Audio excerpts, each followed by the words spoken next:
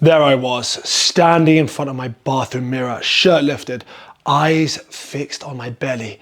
That stubborn, unchanging belly. After 6 months of doing everything right, broccoli with everything, heavy lifting, running until my knees filed for divorce.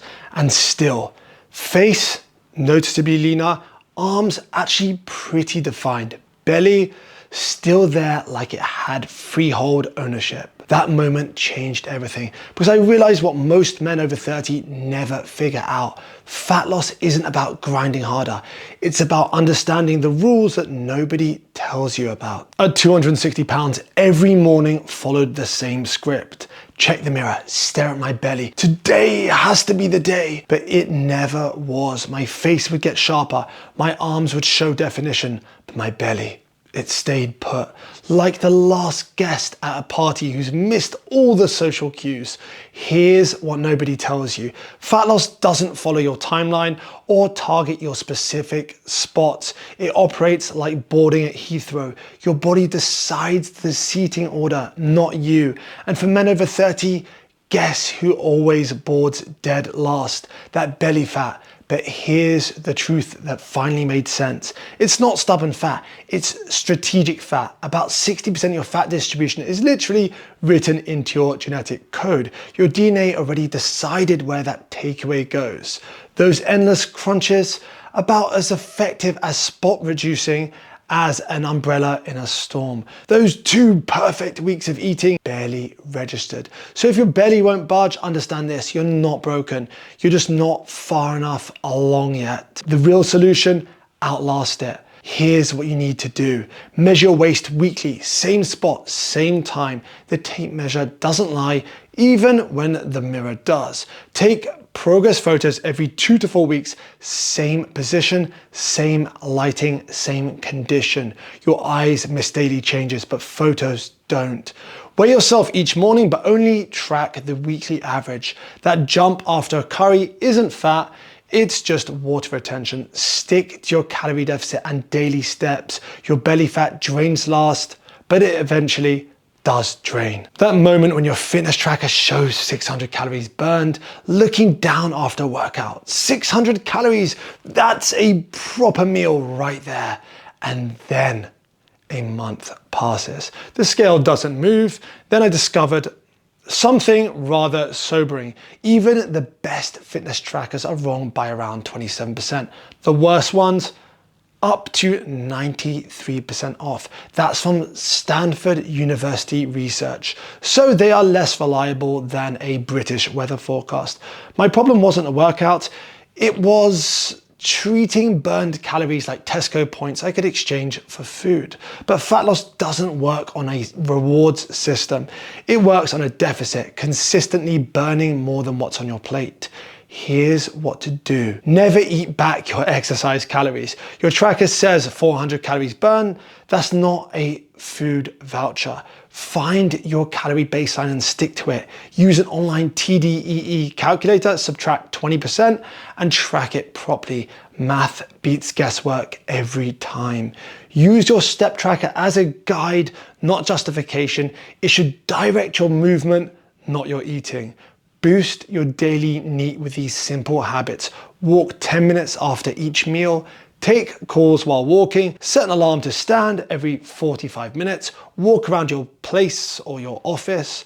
Park in the furthest space from any entrance and walk the rest. Aim for 8,000 plus purposeful steps a day. Remember, your calorie deficit happens in the kitchen, not your phone screen. Ready to stop wasting time on strategies that don't work for men over 30? Apply for my one-to-one coaching where I'll create your personalized fat loss blueprint and support you through it, because the body you want requires the plan you've never tried. After trying everything from keto to vegan, I once went through a phase I like to call ultra clean eating, smoothies with enough superfoods to qualify as medicine, avocados on literally everything, almonds by the handful, organic salads drowning in olive oil. 4 weeks later, I stepped on the scale and the exact same number stared back at me. What was happening? My health food paradise was quietly adding 500 to 800 extra calories a day.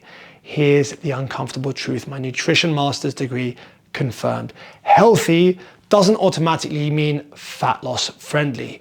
Calories don't check your food's organic certification before they count. Some of the most innocent health foods are actually the worst offenders. That drizzle of olive oil, 120 calories in seconds. A handful of almonds, 180 calories before you even thought about it. That quick smoothie, often 600 plus calories, masquerading as a snack. I wasn't overweight because I ate poorly. I was overweight because I ate blindly.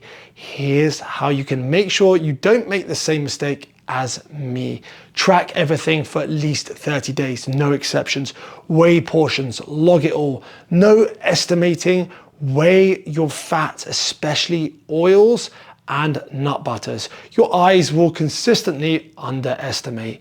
Count your nuts. 15 almonds is about 100 calories. Use a small bowl, never the packet.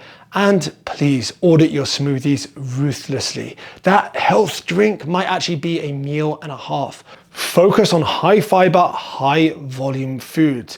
This is absolutely crucial for staying in a deficit without feeling like you're starving. Vegetables, fruits with edible skins, beans and whole grains will keep you full while keeping calories low.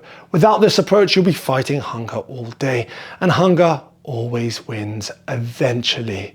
Think strategically about high calorie health foods like cooking oil, for example. Cap it at 1 to 2 teaspoons per meal. Nut butters, consider nut powders instead. Smoothies, skip them unless they're under 300 calories. When I finally swapped clean eating for controlled eating, everything changed. Let me tell you about my brief experience I like to call robot mode. Oats, chicken, low-fat mince, broccoli, repeat. No sauces, no meals out. Zero chocolate for 6 weeks. And yes, of course, I lost weight, but I also lost any semblance of joy.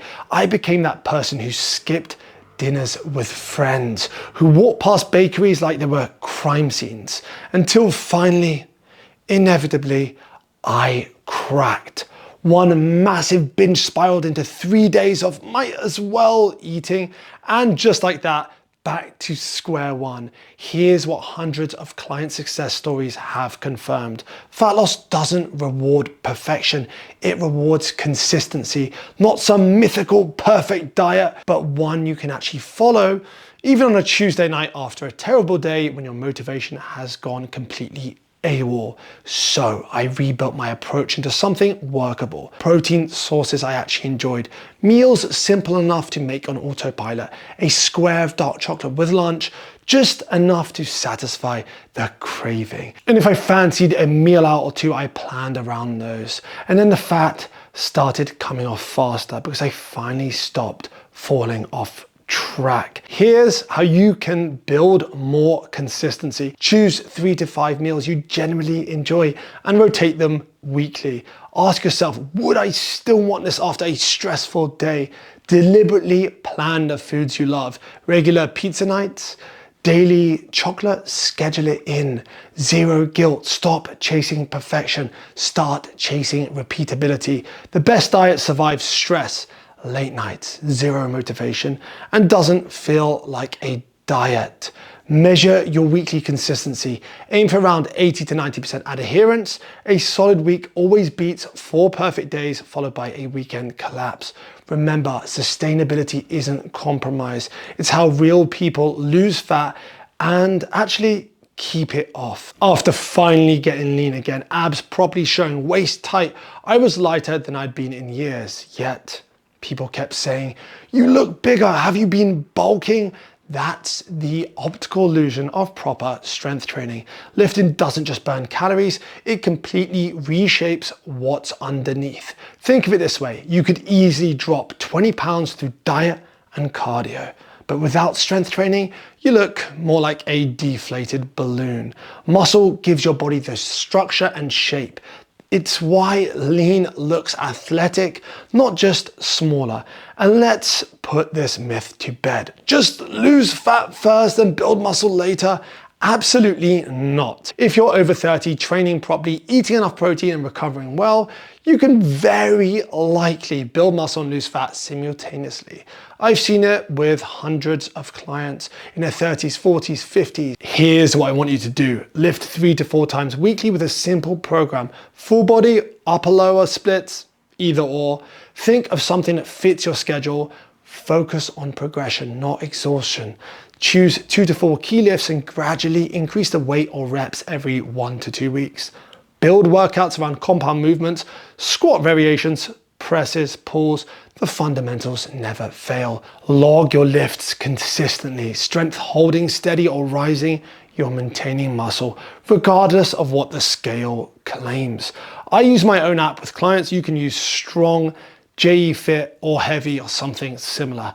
Remember, don't lift weights just to burn calories. You lift weights to shape what remains after the fat's gone. Here's where most men get derailed. You think you need to lose 10 pounds, but if you're at 25% body fat, chasing 15%, you're actually looking at 25 to 30 pounds plus at a minimum.